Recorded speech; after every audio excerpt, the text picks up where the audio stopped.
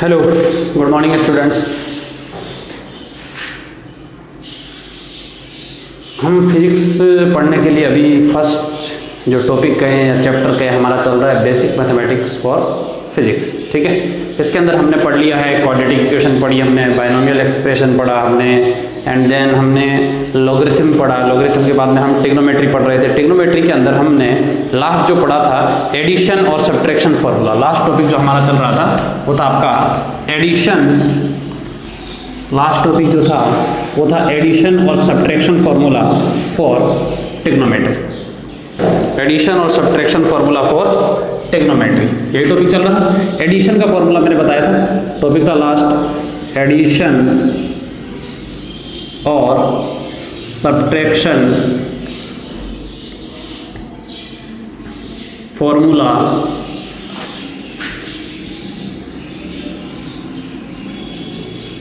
For subtraction फॉर्मूले for trigonometry, for trigonometric ratio. Trigonometric ratio के लिए एडिशन एंड सब्ट्रैक्शन फॉर्मूले जो है वो हमने दो फॉर्मूले डिस्कस किए थे, याद होता आपको। हमने डिस्कस किया था sine A plus B is equal to sine of A cos B plus cos A sine B, ये फर्स्ट फॉर्मूला था। Second formula sine A minus B का था, sine A minus B is equal to sine A cos B minus cos A sine B. ठीक है, it means अगर यहाँ plus है आपके पास तो यहाँ प्लस आएगा, यहाँ माइनस है तो यहाँ माइनस। ये फॉर्मूला कहाँ यूज होंगे ये हमने कल अच्छी तरह से सीखे थे। ठीक है, कोस के फॉर्मूले cos A plus B is equal to cos of A cos of B minus sine A sine B. Cos में दोनों फंक्शन कोस के साथ में रहेंगे, cos A minus B, cos A minus B. So cos A cos B, यहाँ plus होगा तो यहाँ माइनस होगा, कोस में माइनस होगा तो यहाँ प्लस होगा, साइन ए साइन बी। ये फॉर्मूले हैं साइन के और कोस के एडिशन एंड सब्ट्रैक्शन के। टेन का फॉर्मूला क्या होता है वो भी देखो। टेन का फॉर्मूला कैसे निकल जाएगा, यहाँ से निकल जाएगा, निकाल सकते हैं यहाँ से आराम से। Ten A plus B, ten A plus B, इसको हम लिख सकते हैं sign A plus B upon cos A plus B. ठीक है, लिख सकते हैं इस तरीके से, कोस ए प्लस बी। जब sign A plus B upon cos A plus B जो आपका है वो ये होगा, तो साइन ए प्लस बी और कोस ए प्लस बी की अगर हम वैल्यू रखते हैं तो आपके पास यहाँ कुछ इस तरीके से आता है, tan A plus ten B. Solve करने के बाद में सोल्व कर सकते हैं हम आसानी से, divided by 1 minus tan of A, 1 minus tan A tan B. ये आपके पास ए प्लस बी का है, टेन ए प्लस बी। यहाँ प्लस है तो नीचे माइनस है, ऊपर सेम साइन होगा। ठीक है, क्यों सेम साइन होगा याद करो, साइन के अंदर यहाँ साइन ऊपर आएगा तो साइन ऊपर आएगा तो साइन के हिसाब से हम सेम साइन लगा सकते हैं। ठीक है, tan A minus B is equal to tan A minus tan B divided by 1 plus tan A tan B. These are the addition and subtraction formula for trigonometric ratio। ठीक है, अब sign का आ गया तो कोसेक का आ गया, ten का आ गया तो कोट का आ गया, सेक का आ गया तो कोसेक का आ गया, क्योंकि ये एक दूसरे के इनवर्स होते हैं। सो ये फॉर्मूले नोट करेंगे, ten A plus B sign A plus B upon cos A plus B लिख सकते हैं। अगेन इसको डिराइव करना है तो साइन ए प्लस बी का फॉर्मूला लगा दो, इधर कोस ए प्लस बी का फॉर्मूला लगा देंगे। ठीक है, कोई दिक्कत नहीं होनी चाहिए। ठीक है, टेन ए प्लस बी का फॉर्मूला समझ आ गया होगा।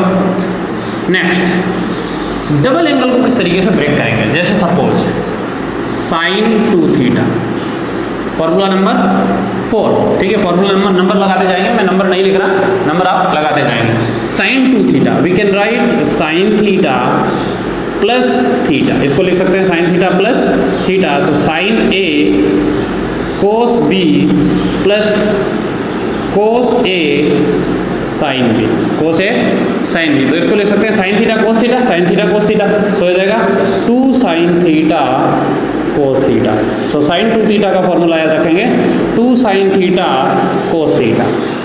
कोस 2 थीटा का formula cos 2 theta, cos 2 theta को लिख सकते हैं हमें cos theta plus theta is equal to cos A cos B minus sine A sine B.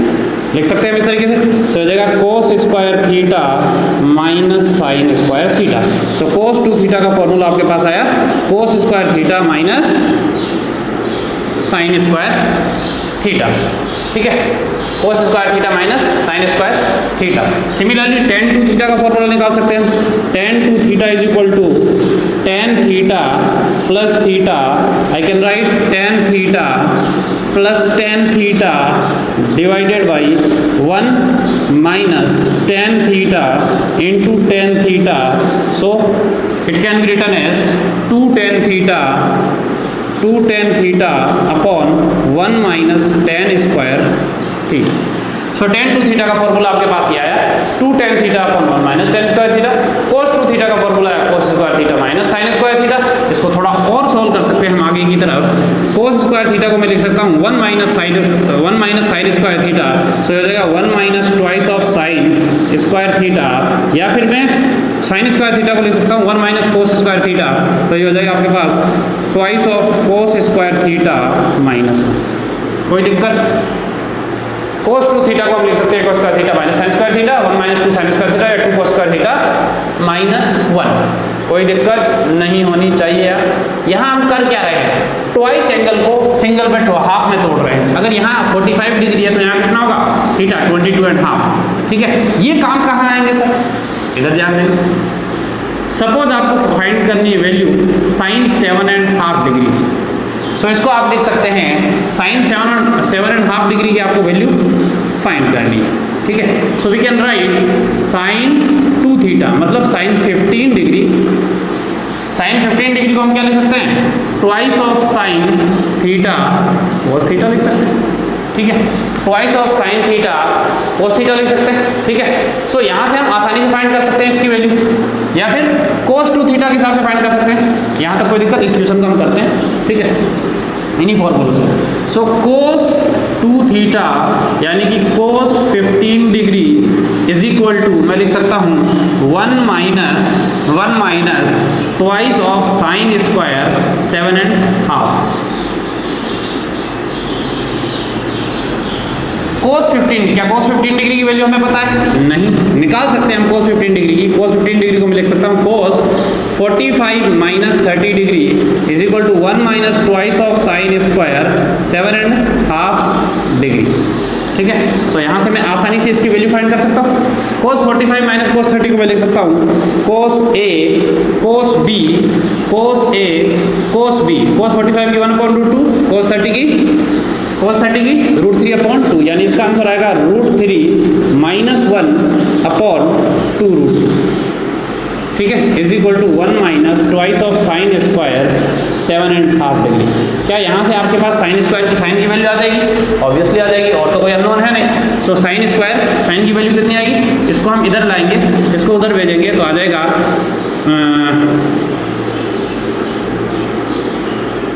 Twice of sine square 7.5 degree is equal to 1 minus √3 minus 1/2।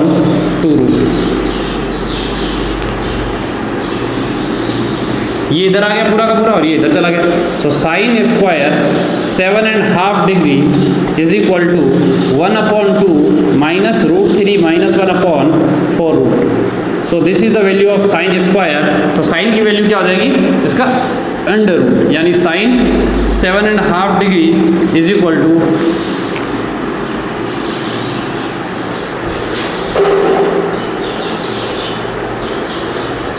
Sign 7.5 degree is equal to square root of 1/2 minus √3 minus 1/4। This is the value of sine 7.5। तो इस तरीके से हम किसी भी angle की value find कर सकते हैं, ठीक है। सो ये जो अभी मैंने एंगल बताए ये आपका ट्वाइस एंगल या हाफ एंगल फाइंड करने के लिए फॉर्मूले थे, ठीक है। नेक्स्ट लिखेंगे, छोटा सा टॉपिक लिख लो, small angle approximation. Small angle approximation. Small angle approximation.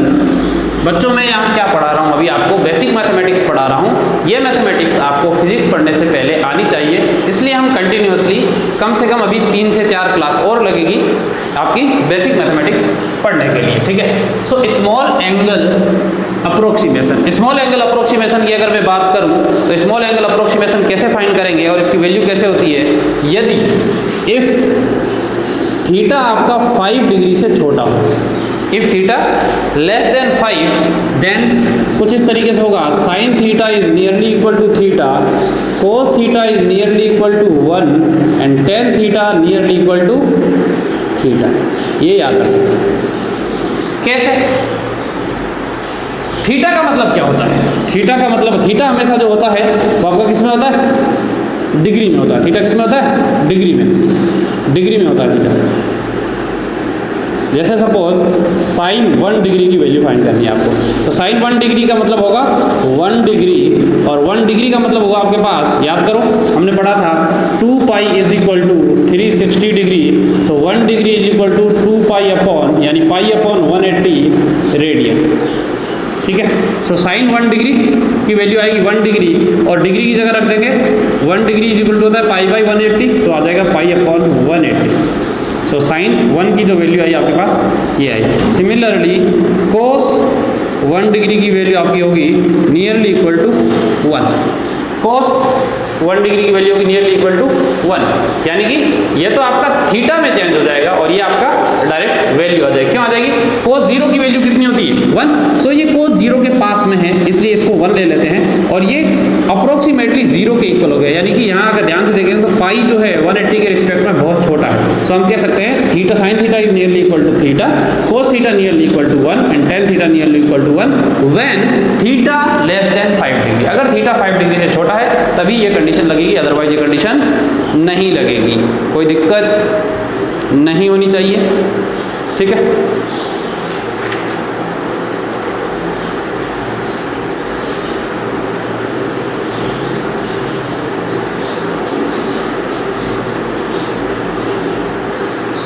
और थीटा को हमेशा यहाँ किस में लेंगे?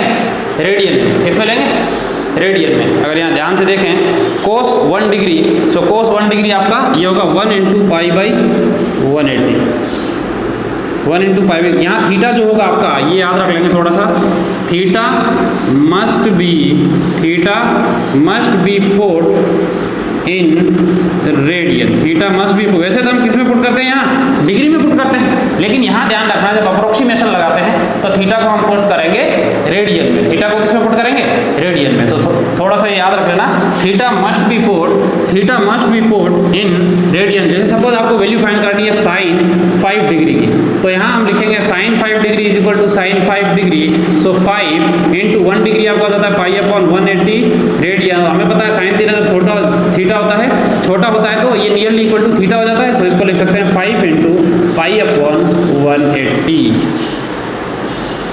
पाई अपॉन 180, ठीक है। सो इस तरीके से हम ये फाइंड कर सकते हैं। यहाँ तक कोई दिक्कत नहीं होनी चाहिए, ठीक है। नेक्स्ट टॉपिक लिखेंगे कोऑर्डिनेट। ये था ट्रिग्नोमेट्री का बेसिक, ठीक है, ट्रिग्नोमेट्री का बेसिक। कोई दिक्कत? Okay, next. यहाँ तक बच्चों हमने अब ट्रिग्नोमेट्री कंप्लीट की। ट्रिग्नोमेट्री का बेसिक जो था वो कंप्लीट हुआ, ठीक है। नेक्स्ट टॉपिक की अगर हम बात करें तो नेक्स्ट टॉपिक हमारा है कोऑर्डिनेट ज्योमेट्री। क्या है? क्या है बच्चों? Coordinate geometry. Coordinate geometry, what is the meaning of coordinate geometry? ठीक है, यहाँ कोऑर्डिनेट ज्योमेट्री मतलब आप किसी भी पॉइंट को किसी सिस्टम में कैसे रिप्रेजेंट करेंगे वो आपको कौन बताएगा? कोऑर्डिनेट ज्योमेट्री बताएगी, ठीक है। सो सबसे पहले कोऑर्डिनेट ज्योमेट्री होती क्या है, कहाँ काम आती है? टू स्पेसिफाई या to define the position of a point in space we use coordinate geometry. क्या यूज करते हैं? कोऑर्डिनेट ज्योमेट्री को यूज करते हैं। कोई दिक्कत नहीं होनी चाहिए। Coordinate geometry is the branch of mathematics which deals with the position of a point in space we use coordinate geometry. ठीक है, सो कोऑर्डिनेट ज्योमेट्री के अंदर अब वन बाय वन यहाँ कुछ टॉपिक्स पढ़ते जाते हैं कोऑर्डिनेट ज्योमेट्री से रिलेटेड। ठीक है, पॉइंट्स, फर्स्ट पॉइंट लिखेंगे ओरिजिन। क्या लिखेंगे?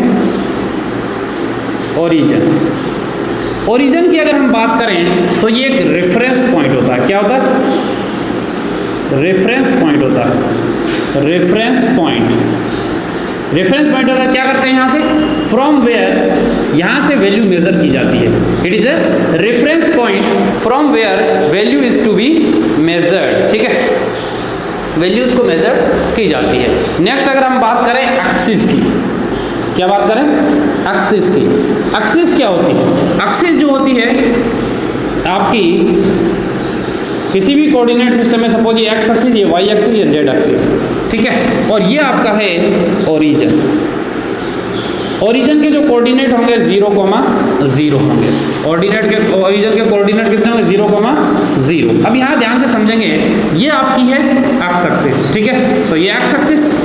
ठीक है, और इधर माइनस एक्स हो जाएगा, ऊपर वाई है, नीचे की तरफ माइनस वाई हो जाएगा, इधर की तरफ, अंदर की तरफ जेड माइनस जेड हो जाएगा। तो सो इस तरीके से ये एक्स एक्सिस लेंगे हम, ये एक्स एक्सिस सपोज, और ये आपकी वाई एक्सिस है, और तीसरा अगर मेरे पास पेन होता तो ये जेड एक्सिस है। यानी कि इस तरीके से अगर ध्यान से देखें तो ये इस तरीके से, ये एक्स एक्सिस हो गई आपकी, ये वाई एक्सिस हो गई, जेड एक्सिस बाहर की तरफ है, आउटसाइड द प्लेन। ठीक है, यानी कि अगर मैं इसको एक क्यूबॉइड से बताएं तो इस तरीके से बोल सकते हैं हम, ये आपकी, अब आपको दिख रहा होगा, थोड़ा सा क्लियर हो गया होगा कि किस तरीके से हम कोऑर्डिनेट ज्योमेट्री में एक्सिस लेते हैं। अब ध्यान से देखेंगे, ये तो है आपकी एक्स एक्सिस, ये है वाई एक्सिस, और ये है जेड एक्सिस। यानी कि आप डिस्टेंस इसके अलोंग मेजर करेंगे तो एक्स चेंज होगा, इसके अलोंग वाई चेंज होगा, इसके अलोंग जेड चेंज होगा।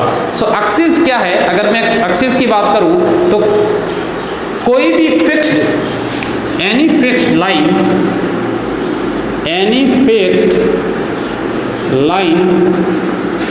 passing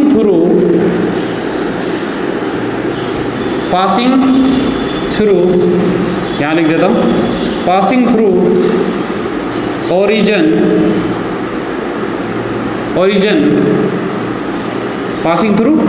जो origin से पास करेगी, and x, y and z are, जो हमने एक्सिस मानी एक्स वाई जेड आर, ये क्या होगी? म्यूचुअली परपेंडिकुलर होगी। क्या होगी? Mutually perpendicular. These axis are mutually perpendicular का मतलब क्या है? एक्स एक्सिस, जेड एक्सिस और वाई एक्सिस, इन तीनों के बीच में कौन, अगर मैं बोलूँ एक्स और वाई के बीच में कितना एंगल है? 90 डिग्री। वाई और जेड के बीच में 90 डिग्री। एक्स और जेड के बीच में 90 डिग्री। अगर ध्यान से देखेंगे तो ये आपकी एक्स एक्सिस, ये वाई एक्सिस और जेड बाहर की तरफ है। अब तीनों के बीच में 90 डिग्री एंगल है, तीनों के बीच में। अब जरूरी नहीं एक्स इधर ही हो, कैसे भी हो सकती है, ऐसा भी हो सकता है, ये एक्स एक्सिस, ये वाई एक्सिस और ये जेड एक्सिस बाहर की तरफ। ठीक है, जेड एक्सिस बाहर की तरफ, कोई दिक्कत? ये कोऑर्डिनेट ज्योमेट्री को शो करने का तरीका। थर्ड पॉइंट लिखेंगे, ओरिजिन हुआ, एक्सिस हुई, थर्ड पॉइंट लिखेंगे position of a point in x y plane. Position of a point in x y plane. Position of a point in x y plane. X y plane में position सी, suppose ये x axis है आपके पास और ये Y axis. Position का मतलब suppose ये पॉइंट P है, ये जो P पॉइंट है, अगर मैं एक्स एक्सिस के अलॉन्ग अगर डिस्टेंस मेजर करूंगा तो ये मुझे एक्स कोऑर्डिनेट देगा।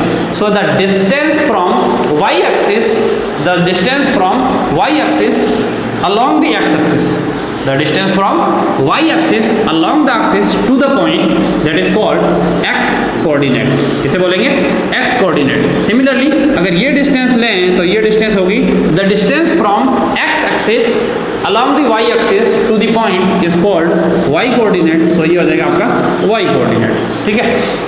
x को बोलते हैं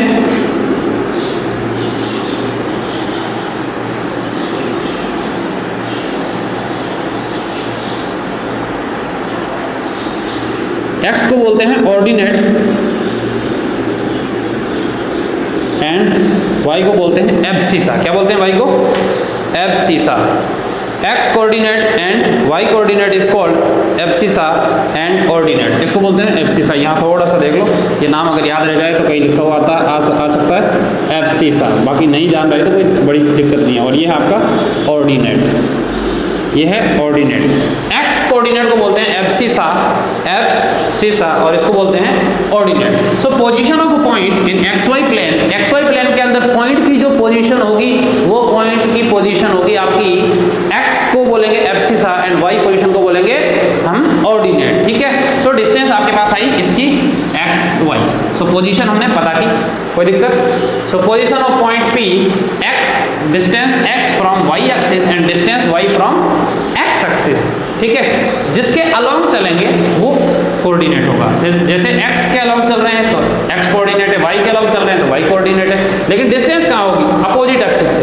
x कोऑर्डिनेट y एक्सिस से डिस्टेंस है और y कोऑर्डिनेट x एक्सिस से डिस्टेंस है।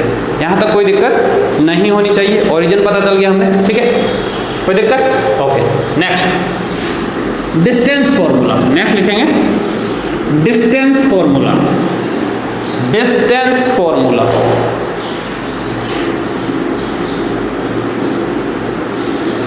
ये बेसिक चीजें आपको आना चाहिए। फॉर्मूला बहुत सारे नहीं, एक ही है, इसीलिए मैंने फॉर्मूला लिखा है, वरना फॉर्मूले लिखता है, ठीक है। सपोज ये आपका XY प्लेन है, ये XY प्लेन है, कोई पॉइंट P है यहाँ और यहाँ पॉइंट Q है। P पॉइंट के कोऑर्डिनेट है x1, y1 और Q पॉइंट के कोऑर्डिनेट है x2, y2। दोनों के कोऑर्डिनेट आ गए, P का भी कोऑर्डिनेट आ गया और x का भी कोऑर्डिनेट आ गया। P का कोऑर्डिनेट x1, y1। इसका मतलब ये डिस्टेंस कितनी होगी बच्चों, बताएंगे एक बार? ये डिस्टेंस कितनी होगी? x1। ये डिस्टेंस कितनी होगी? x1। अगर मैं यहाँ से परपेंडिकुलर डालता हूँ तो ये डिस्टेंस कितनी होगी? x2। ये डिस्टेंस कितनी होगी? x2। सिमिलरली यहाँ इसके ऊपर परपेंडिकुलर डालता हूँ तो ये डिस्टेंस कितनी होगी? y1। ये डिस्टेंस कितनी होगी? y1। सिमिलरली अगर मैं यहाँ से परपेंडिकुलर डालता हूँ इस पॉइंट से तो ये डिस्टेंस कितनी होगी? यहाँ से लेकर यहाँ तक की distance y2।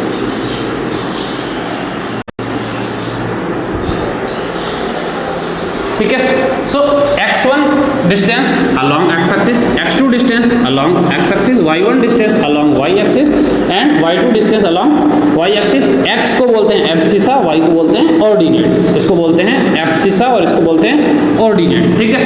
Abscissa and ordinate, ठीक है। हमें P और Q के बीच की डिस्टेंस फाइंड करनी है। अगर हम ध्यान से देखें, इस पॉइंट को मिला देते हैं, P और Q को, P और Q पॉइंट को मिला देते हैं। मैं थोड़ा दूसरा पेन यूज कर लूँ, ठीक है। ये डिस्टेंस कितनी होगी कोई मुझे बताएगा? ये डिस्टेंस यहाँ से यहाँ तक y2 है और ये y1 है, तो बची कितनी? y2 minus y1। ये डिस्टेंस कितनी बची?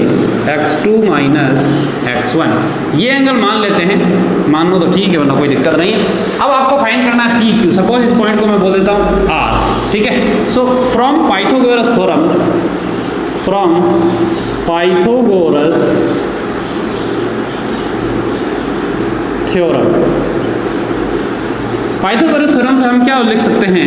हम लिख सकते हैं PQ square is equal to PR square plus QR square, PR square plus QR square. So PQ is equal to कितना हो जाएगा आपके पास? दिख रहा है आपको, PR की वैल्यू है आपके पास x2 minus x1 whole square plus QR की वैल्यू आपको दिख रही है y2 minus y1 whole square, ठीक है। सो PQ जो आपके पास आई, this is the distance formula, this is what this is distance formula, this is what distance formula, this is what distance formula, this is distance formula. Distance formula किसके बीच की, दो पॉइंट के बीच में distance, it is the distance between 2 points x1 x1 y1 and x2 y2। So दो point के बीच की अगर डिस्टेंस फाइंड करनी है तो हम ये फॉर्मूला यूज कर सकते हैं। ओके, एक छोटा सा क्वेश्चन कर लें इसके ऊपर।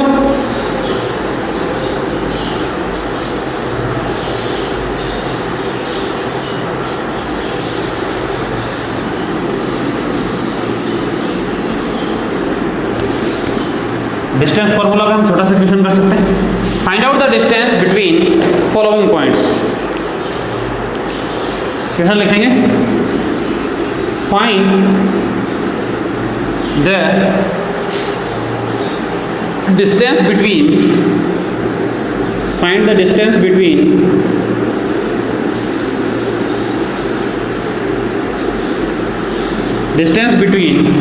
पॉइंट्स। आपको कुछ पॉइंट्स दे रखे होंगे बीच के, आपको डिस्टेंस फाइंड करनी है। सपोज पॉइंट्स है आपके पास, पॉइंट मान लेते हैं -9, A, -9, A and -9, A and 3, 3 और ये सेंटीमीटर में से, किसमें, ए सेंटीमीटर, 3 सेंटीमीटर, 3 सेंटीमीटर। ठीक है, आपको क्वेश्चन ये नहीं है, ये given distance between points -9, A and 3 centimetre, 3 centimetre is 13 centimetre. Then what is A, what is the value of A की वैल्यू आपको फाइंड करनी है। सॉल्यूशन देखेंगे, आपके पास दो पॉइंट है, एक पॉइंट P है, एक पॉइंट Q है। इन दोनों के बीच की आपको डिस्टेंस दी हुई है 13 सेंटीमीटर है, आपको A की वैल्यू फाइंड करनी है। सो मैं लिख सकता हूँ PQ is equal to √ x2 minus x1 whole square plus y2 minus y1 whole square. This is the formula. PQ आपको गिवन है 13, square root of x2 minus x1, किसी एक को, इसको मान लो x2, y2, इसको मान लो x1, y1, किसी को भी मान सकते हैं आप, कुछ भी, इसको भी x1 y1 मान सकते हैं, इसको x2 y2 मान सकते हैं, कोई फर्क नहीं पड़ेगा। क्यों नहीं पड़ेगा, यहाँ x2 minus x1 whole square लिखे आप, चाहे x1 minus x2 whole square लिखे, कोई फर्क नहीं पड़ेगा क्योंकि ऊपर होल स्क्वायर है। सो 3 माइनस ऑफ -9 कितना हो गया, 12। सो 12 square plus y2 minus y1 whole square, y2 की वैल्यू कितनी है 3। सो लिखेंगे 3 minus A whole square, 3 minus A whole square. Square root इसका हटाएंगे तो यहाँ से आ जाएगा 169 is equal to 144 plus 3 minus A whole square. यहाँ अगर ध्यान से सोल्व करते हैं इसको, 169 में से 144 गए तो कितना बचेगा, 25 is equal to 3 minus A whole square. So 3 minus A is equal to plus minus 5। So 3 minus A is equal to 5, और हम लिख सकते हैं 3 minus A is equal to -5, यही लिख सकते हैं। सो A की वैल्यू क्या आई, एक बार तो आई -2 और A की वैल्यू आई एक बार +8। सो A की दो वैल्यू आई, -2 और +8 सेंटीमीटर, दो ही वैल्यू आएगी क्योंकि क्वाड्रेटिक इक्वेशन बन रही है। ठीक है, सो इस तरीके से हम दो पॉइंट के बीच की डिस्टेंस आसानी से फाइंड कर सकते हैं। आज के लिए इतना ही काफ़ी है, लेकिन उससे पहले मैं एक छोटा सा होमवर्क दे दूं, आप चाहे तो। ठीक है, होमवर्क के लिए एक क्वेश्चन दे देते हैं, आपको ट्राई करेंगे। इसको मैं इरेज कर देता हूँ और कमेंट बॉक्स में मुझे पूछेंगे इस क्वेश्चन का आंसर। ठीक है, जो भी सुनेंगे वो इसमें मुझे इस क्वेश्चन का आंसर पूछेंगे ज़रूर। ठीक है, कमेंट बॉक्स में इसका आंसर ज़रूर पूछेंगे। क्वेश्चन नंबर 2 मैं क्वेश्चन लिख रहा हूँ। A dog wants to catch up. A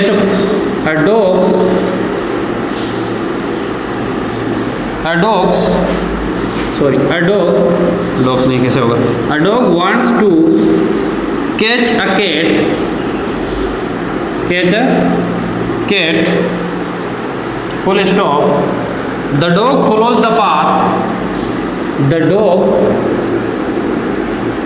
the path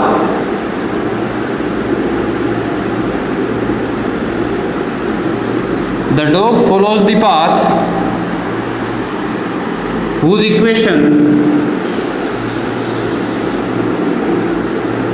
y minus x is equal to 0, while that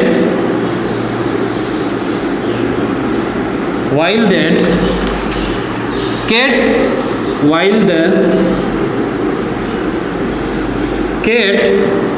follows the path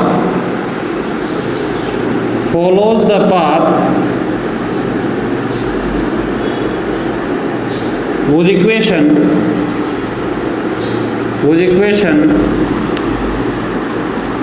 is x square plus y square is equal to 8, full stop. The coordinates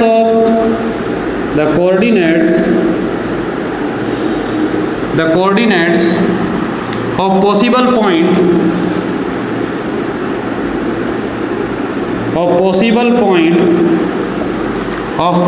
point of catching the